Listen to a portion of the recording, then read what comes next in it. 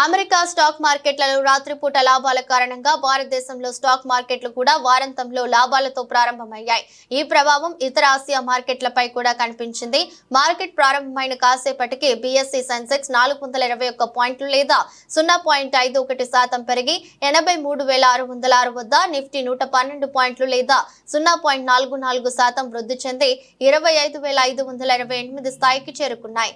ఇదే సమయంలో bank Nifty 184 పాయింట్లు లాభపడి 53,221 పరిధిలో ఉండగా, నిఫ్టీ మిడ్ క్యాప్ 100 సూచి 278 పాయింట్లు ఎగబాకి 59,614కి చేరుకుంది.